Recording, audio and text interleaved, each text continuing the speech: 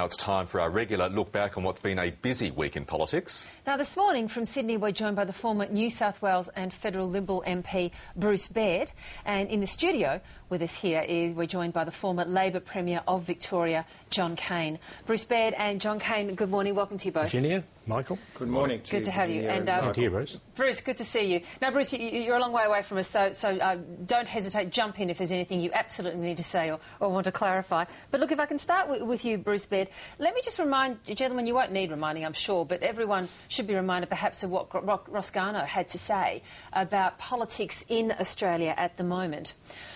I think the tone of the current discourse is less civilised than that in the old political culture. It's noisier, more ignorant.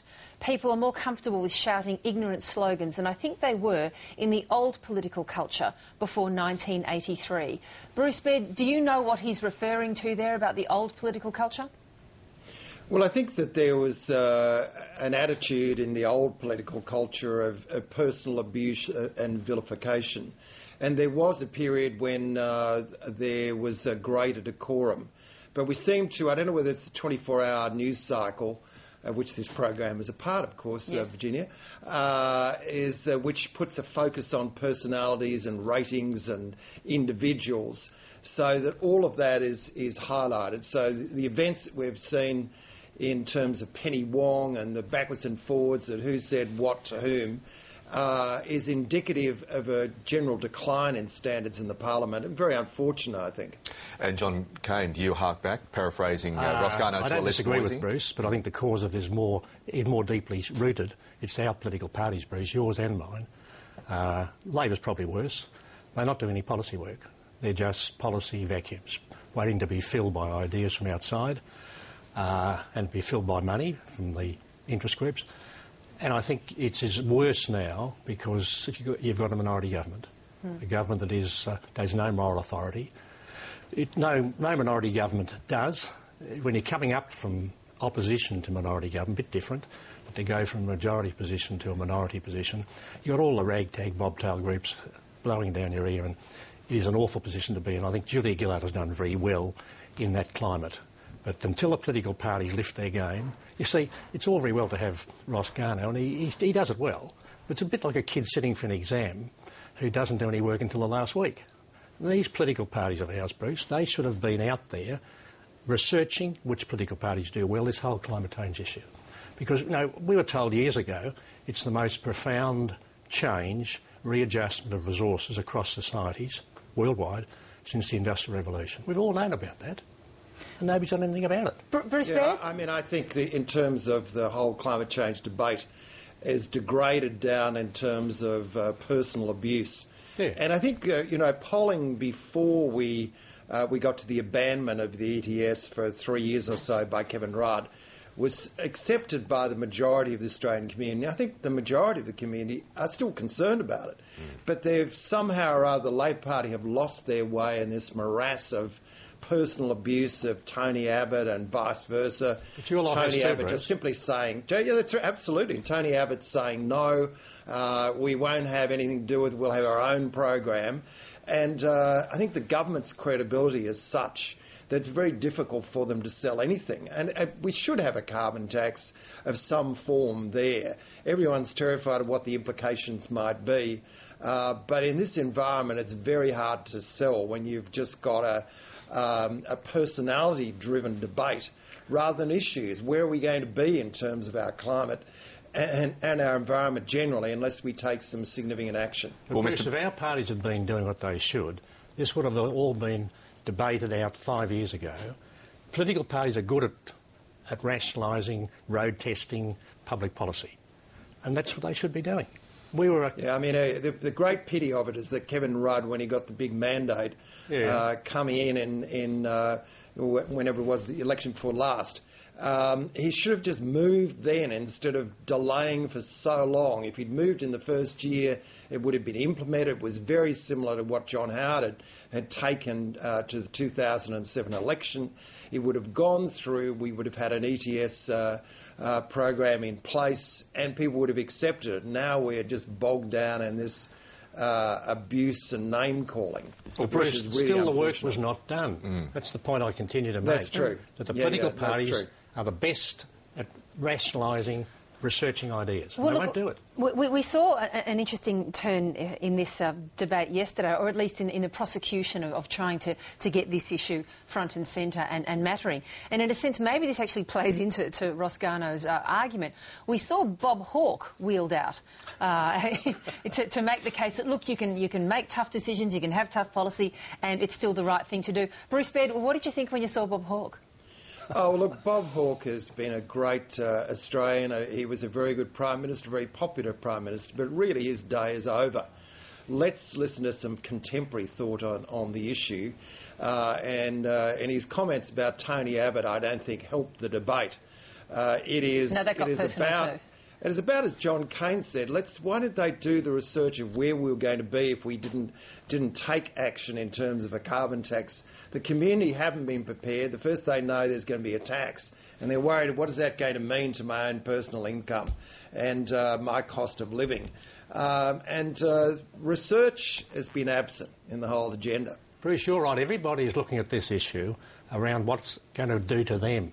And the business community is the best example of that. Terribly selfish, saying we believe in it, but we don't want to pay anything. Don't free us from it. And if this work had been done years ago, you wouldn't have the need to wheel out Bob Hawke or Kate Blanchett or anybody else. Well, John Cain, do you believe Bob Hawke was playing the man too much? I believe Bob Hawke, like me, was the beneficiary of great policy work in his political party. And he was able to implement policies well researched with that strength. And we were too in Victoria. And that's what you need. And that's what this government's lacking. And a minority government in this position is in all sorts of trouble. Look, let's look then more closely then at that policy that's, I guess, left in the hands now of Julie Gillard and her minority government by Ross Garnaut. Bruce Baird, how difficult, in your view, is it going to be for Julie Gillard to get all these competing parties together and to get some sort of arrangement that is still going to keep her enough alive in the polls that she might be able to continue in this government and win the next? Because that's going to be certainly in the front of her mind as well, isn't it? Well, I think that there's signs that they're reaching agreement on it. I mean, we've now got prices I think the Australian was talking about $20 a tonne. Ross Garnaut is talking about 55% going back in terms of tax cuts and assistance to the less advantaged sectors of the community. I think the independents will hold in there because they know their political future is involved in. The Greens are going to support it because there's nothing else on the table that they can support in terms of greenhouse gas reductions. I think it will go through, and it may well be that once it's in and people find that it's not as draconian as they thought, it could end up being a plus for the government. We've got a long way to run before that becomes a reality, though. But even rolling out people like Kate Blanchett and so on, I actually think a lot of people may listen to her. I know we have the normal reaction to her, but it's interesting to have roll out people and their views on it. Once we have the reduction in the cost, as announced this morning, people may say, oh, it's not going to be too bad. If I can draw both of you now into the asylum seeker debate, starting with you, Bruce Baird, do you believe that both major parties are appealing to the lowest common voter denominator here as they try to push forward their various policies? Look, I think it's very sad that we have politicised the most vulnerable people in our community, those who arrive on our shores, escaping environments from offshore where they've been persecuted, and then we treat them like this. And today's announcement by the Immigration Minister that we are going to be sending young unaccompanied minors back to Malaysia, I just think, where has the moral compass gone in the Labor Party that they've been so proud of in the past? I mean, I heard Scott Morrison, who hasn't necessarily had a good track record in this area, questioning the human rights implication of having unaccompanied minors go back to Malaysia, where caning has been pointed out has been the order of the day, of human rights considerations as being taken out of the agreement with Malaysia. I was a great critic of the offshore processing in Nauru, but surely Nauru was a better option than the Malaysian one. I mean, we've reached a ridiculous stage, and it's been lifted to a point of we've got about 4,000 or 5,000 people a year who come by boat. extremely small in overall numbers, and it's been politicised to death. And I think we're failing on just human rights agenda, both parties. I don't disagree with anything that Bruce has said on that. My mind goes back a bit further. I grew up after the Second World War when my parents brought into their home migrants. And even before that, the refugees, as they were called in the 30s from Europe, we were accepting, we wanted them. We believed they contributed. We're 6 or 7 million people. It was a good thing to do. I just don't know why we've deteriorated the way we have. In my lifetime, sectarianism has diminished, sexism or gender bias has diminished, racism has diminished, but here we are in 2010, both political parties, Bruce, it's not just a race to the bottom, it's a race to worse than the bottom, and I don't know why we do it. It's so few people anyway. There's 20 million wandering around the south of Europe, around the Mediterranean, from North Africa and the Middle East. Why can't we look after a few people? Has the issue become so politicised now, though, John Cain, that that it can't be turned back? This is the nature of the policy discussion. Pauline Hanson, I think, was the architect of what I'll call the modern racism. Yeah, absolutely. In the early 90s. Your party, Bruce, then I suppose politically wise, John Howard was, captured that million votes she had in Queensland and brought them to the edge of your party. And I think we've never escaped from that. Jerry Hand, I'm told, on the advice of bureaucrats, introduced the mandatory detention thing. Yeah, so it was a Labor policy? Yes, but I made some inquiries about earlier this week from a former federal minister. He said it came from the bureaucracy. That's no excuse. No. But you're right. It was implemented by Labor government. And we've just gone on competing with one another, Bruce, to see how vicious we can be. Yeah, I think 2001 election, when it looked at midway during the year that the coalition were likely to lose the election, and then we had Tampa and September 11. Yep. And the potent mix of them both meant that it was seen as being a vote winner, and the Labor Party have been trying to catch up and say, me too, and it's not working for them. If only they'd stick to their principles and say, well, let's just argue as to why we should have an appropriate and humanitarian processing of asylum seekers like the rest of the world does. Yes. OK, Bruce Baird, we're going to finish where we started, and that is the state of political discourse in 2011. I can't let either of you men go without asking your opinions on so-called Meowgate. Bruce Baird, starting with you. I thought it was appalling, but, you know, it's not the first time that a member of a political party has said something less than appropriate to someone on the other side. The comments that were made about Christopher Pyne by the current Prime Minister were in that category, and Penny Wong, who's I think one of the outstanding ministers in the Labor government, deserves better than that, and I think they all need to lift their game somewhat. You were just a moment ago saying, John Cain, that sexism has diminished in this country.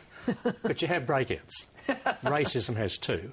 But if you scratch the surface among some and tabloid newsreaders and talk back on that. Bruce Baird makes a good comment, though. I mean, the Labor government's not immune, and those unkind comments about Christopher Pyne by Julie Gillard were really awful too. Look, I think some of that's because of the vacuum that's there, as I was saying before. They're less concerned about constructive public policy and more concerned about the day-to-day point scoring. But Bruce is right, it was a pretty nasty operation or episode. But look, the trend is upward and better, I think. If you look back the last 30 years on all those issues, as I mentioned before, we are doing better. There'll be breakouts from time to time. Yeah, John? I think that's probably right. That's a really nice, optimistic note to end on, gentlemen. Really good to have you both on board, John Cain and Bruce Baird. Thanks for joining us. Thanks very much. Thank you. Thank you.